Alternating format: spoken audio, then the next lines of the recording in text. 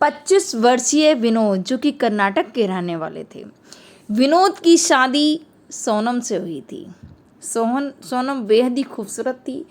इनका जो शादीशुदा जीवन था बहुत अच्छे से चल रहा था। जब शादी हुई विनोद की, तो विनोद ने एक फ़ोन लाके अपनी पत्नी को गिफ्ट किया कि ये लो, इससे हम वीडियो कॉल करेंगे, बात करेंगे। क्योंकि जो विनोद था घर से कुछ दूरी पर ही जॉब करने के लिए जाते थे, तो टाइम लगता था, इस वजह से कि नई नई शादी हुई है, कभी वीडियो कॉल करना हो तो पत्नी कर सकती है, घर पर भी तुम अपने बात कर सकती हो। ऐसे करके विनोद ने अपनी पत्नी को मोबाइल दिया। उसके बाद में जो इंस्टाग्राम, फेसबुक, सारे जो ऐप होते हैं सोशल मीडिया के, वो सब आते ही हैं जब भी आप मोबाइल लेते हैं। तो इसके बाद में क्या हुआ कि जो सोनम थी वो फेसबुक चलाने लगती है, इंस्टा चलाने लगती है, जो भी जितने भी ऐप थे सारे। अब फेसबुक पर क्या होता है कि एक व्यक्ति उसको मिलता है, शाहरुख। अब उस व्यक्ति से दोस्ती करती है जो सोनम होती है। फेसबुक पर फ्रेंड रिक्वेस्ट आती है, उसको एक्सेप्ट करती है और मैसेंजर पर उससे बात करने लगती है। यहाँ पर विनोद बेखबर था कि मेरी पत्नी किससे बात कर रही है। सोनम थी, जब शाहरुख से बात करती है, अपने पति को नहीं बताया कि ऐसे ऐसे कोई फ्रेंड मिल गया है मुझे फेसबुक पर, नहीं बताती है।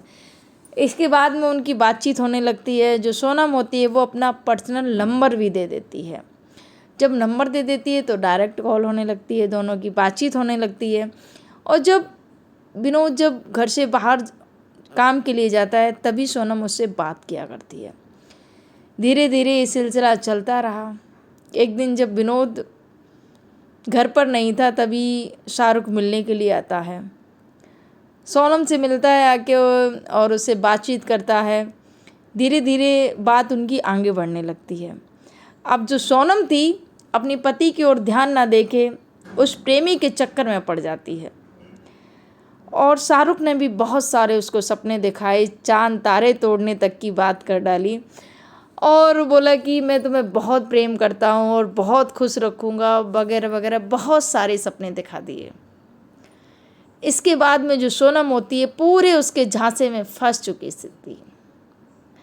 यहाँ पर पति ने देखा कि ये कुछ ना कुछ तो गड़बड़ है। पता लगाने की पति ने कोशिश की, कौन है क्या है। पति को भी पता चल गया कि ये जो लड़का है घर की कुछ ही दूरी पर रहता है और कैसे क्या इसकी बात हुई वो भी उसने पूरा पता कर लिया।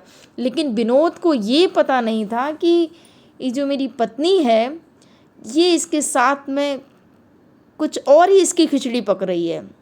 इस बात की उसको तनिक भी भनक नहीं थी। यहाँ पर इनकी बात आगे बढ़ चुकी थी। अब ये दोनों क्या करते हैं, एक बार शाहरुख बोलता है कि सुनो ना सोनम, हम चलते हैं दूर यहाँ से। उत्तर प्रदेश की आगरा का रहने वाला था वो। बोलता है कि मैं अपने घर चलता हूँ, बहुत अच्छा मेरा घर है और मैं तुम्हें रानी बना के रखूँगा। ये तो कुछ भी, ये तो तुम्हारा घर है, बहुत छोटा है। और बहुत सारी उसने बातें की, मेरे घर पर ऐसा है वैसा है ये वो, और मेरी पूरी फैमिली तुम्हें बहुत प्यार करेगी। चलो हम भाग चलते हैं, शादी कर लेंगे। यहाँ पर जब शाहरुख ने ये बोला, सोनम भी राजी थी क्योंकि प्यार करने लग गई थी। ये 4 दिन की ये दोस्ती उसके बाद में प्यार में बदल गई। कैसा प्यार है फ्रेंड्स, चलिए पूरी कहानी सुनाते हैं, उसके बाद में इस पर बात भी करेंगे आप सभी से। उसके बाद में क्या होता है कि एक दिन सोनम प्लान बनाती है कि चलो चलते हैं। शाहरुख ले जाने के लिए तैयार खड़ा था। शाहरुख ने एक बैग लिया। यहाँ पर सोनम अपना बैग और कुछ कपड़े, कुछ रुपए, क्योंकि बाहर जा रही तो ज़रूरत पड़ेगी, ले लेती और चल देती साथ में। अब कर्नाटक से जब आगरा आई, क्योंकि सफ़र था, ट्रेन में सफ़र करके आई, इस कदर हालत ख़राब हो गई थी। जनरल कोच में सफ़र करके आई। उसके बाद में वो आगरा, उत्तर प्रदेश के आगरा पहुंचती है। जब सोनम आगरा में पहुंची तो जो शाहरुख था वो उसको अपने घर ना ले जाकर एक रूम पर ले जाता है, क्योंकि उसने पहले से ही बात कर रखी थी। यहाँ पर उसको रूम पर ले जाता है और रूम पर ले जाने के बाद एक रूम था जिसमें कोई व्यवस्था नहीं थी, कुछ भी नहीं था। उसमें जाके उसको बंद कर लेता है। उसके बाद में रिलेशन बनाता है। उसके बाद में दूसरे दिन 2 लोगों को बुलाता है, वहाँ से ही बाहर से ही खाना पीना उसके लिए लेकर आता है और 2 लोगों को बुलाता है और सोनम का सौदा कर देता है। अब सोनम समझ नहीं पा रही थी क्या करूं मैं, और बस मन ही मन पछताए जा रही थी कि मैंने कितनी बड़ी गलती कर दी, अपने पति को धोखा दे दिया और इस व्यक्ति के लिए मैं यहाँ आई और इसने मुझे दूसरे को बेच दिया। यहाँ पर वो 2 लोग सोनम को ले जाते हैं होटल में, वहाँ पर उसके साथ में रिलेशन बनाते हैं। उसके बाद में उसके हाथ पैरों को बांध के रखा जाता है, उसको टाइम से खाना दिया जाता है, हाथ पैर उसके बंधे रहते हैं। अब सोनम बहुत परेशान, क्या करे क्या ना करे, बस अपनी किस्मत और अपने कर्मों को कोस रही थी कि मैंने बहुत गलत किया है। अब यहाँ पर सोच रही थी कि काश मेरे पति मुझे लेने आ जाएं। समझ नहीं आ रहा था कि, और फिर दूसरी बात ये भी सोच रही थी कि मेरे पति कैसे लेने आएंगे मुझे, वो तो मुझे ढूंढेंगे भी नहीं, क्योंकि उनको अब तक तो उनको पता चल चुका होगा क्योंकि मैं भाग चुकी हूँ किसी और के साथ में। अब मेरी ज़िंदगी जो है वो बर्बाद हो चुकी है। अब मैं क्या करूँ, अपने किए पर बस पछताए जा रही थी, बस रोए जा रही थी। वहाँ वो जो जिन्होंने ख़रीदा था वो जब भी आते उसके साथ में रिलेशन बनाते और वो चले जाते। एक दिन सोनम को मौका मिल जाता है, अपने हाथों को उसने खोला, उसने अपने पैरों को खोला कैसे भी करके। जब वो उस समय अकेली थी, छत से ऊपर जीने के रास्ते से वो कूद जाती है, पीछे कूदती है और वहाँ से कूद कर भागने लगती है। और भागते भागते कुछ लोगों से मदद की गुहार लगाई, थाने पहुँचती है। यहाँ पर जो पति था, परेशान था विनोद, पूरा कर्नाटक में उसने देखा, FIR दर्ज कराई, लेकिन कुछ भी नहीं पता चल रहा था। कॉल डिटेल्स निकाली गई, उसके बाद में पता चला, उसका कॉल डिटेल के बाद में क्योंकि शाहरुख नाम का जो व्यक्ति है वो सोनम से बात करता है। और उसके बाद में कॉल डिटेल, उसके बाद में जो विनोद था उसने पता किया कहाँ रहता है क्या है, तो फिर पता चला कि यहाँ पर ही कुछ घर के कुछ दूरी पर वो सारी चीज़ें। उसके बाद में कॉल डिटेल निकालने के बाद में लोकेशन देखी गई कि कहाँ की लोकेशन इनकी मोबाइल की पाई गई है। लोकेशन उत्तर प्रदेश के आगरा की पाई जाती है। पति कर्नाटक से आगरा पहुंचता है, पत्नी को ढूंढता है, लेकिन कुछ भी नहीं पता चलता है।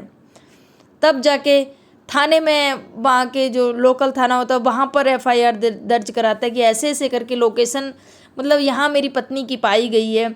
तब जाके वहाँ की जो पुलिस होती है इन्फॉर्मेशन देती कि ऐसे ऐसे करके एक महिला आई है। तभी उस समय और जो सदस्य थे वो भी वहाँ पहुँचते हैं, तो उस महिला की मदद करते हैं। और पति जब आता है तब उस व्यक्ति के खिलाफ FIR दर्ज करता है और अपनी पत्नी को वहाँ से वापस ले जाता है। फ्रेंड्स, जब ये पत्नी ने जब अपने पति को देखा आगरा में थाने में, तो लिपट कर रोने लगती है, उसके पैरों में पड़ जाती है कि मुझे माफ़ कर दो, मैं माफ़ी के लायक तो नहीं हूँ, पर मैंने बहुत बड़ी गलती की है, मैंने तुम्हें धोखा दिया, उस धोखे की सज़ा मुझे मिल चुकी है।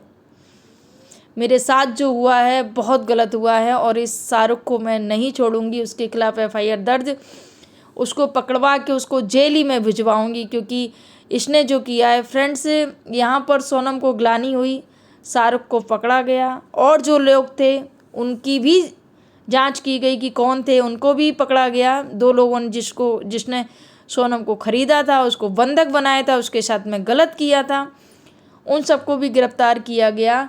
लेकिन फ्रेंड्स, यहाँ पर सोनम के साथ में जो हुआ बहुत गलत हुआ, लेकिन यहाँ पर कहीं ना कहीं पूरी जो गलती थी सोनम की थी। फ्रेंड्स, आज के इस समय लोग सोशल मीडिया पर लोगों से मिलते हैं, जुड़ते हैं, लोग प्यारी प्यारी बातें करते हैं, खूबसूरती की तारीफ़ करते हैं और महिलाएं उस तारीफ़ की कायल हो जाती हैं कि अरे वाह, मुझे बहुत प्यार करता है। फिर उन्हें अपना पति ख़राब लगता है, दूसरा जो है जो 4 दिन में मिला है वो सपने दिखा रहा है चांद तारे तोड़ने की, वो उनको अच्छे लगने लगते हैं। उसके बाद में जो उनको ठोकर लगती है वो फिर संभलने का कभी मौका नहीं मिलता है। वो तो यहाँ पर सोनम का पति अच्छा था विनोद, जो कि अपनी पत्नी को ढूंढने के लिए आ गया और वापस उसने अपनी पत्नी को वापस कर्नाटक वापस ले गया। नहीं तो और सपति कोई होता तो बोलता है अरे चली गई है तो जाने दो, मुझे क्या पड़ी है। लेकिन नहीं, उसने अपने पति धर्म निभाया, आया ढूंढ के लेके गए अपनी पत्नी को। फ्रेंड्स, ये जो कहानी सुनाने का उद्देश्य किसी को परेशान करना नहीं, किसी को दुख पहुंचाने नहीं, बस आपको जागरूक करना है, आपको सावधान करना है, आपको सतर्क करना है कि कभी भी सोशल मीडिया पर किसी पर ऐसे विश्वास ना करें। आपका जो अपना रिश्ता है, पति पत्नी का रिश्ता है, ये प्रेम और विश्वास का है, इसकी धज्जियाँ मत उड़ाइएगा, प्रेम से रहिएगा। 4 दिन जो आपको मिलेगा ना, बस मीठी मीठी बातें करेगा, उसके बाद में आपको कुछ नहीं मिलने वाला है। आप सोचें कि दूसरे से हमें सुख मिलेगा, कभी नहीं। जो सुख आपका अपना पति देगा वो दूसरे से कभी उम्मीद मत करिएगा। स्टोरी अच्छी लगे तो लाइक ज़रूर करिएगा। राधे राधे।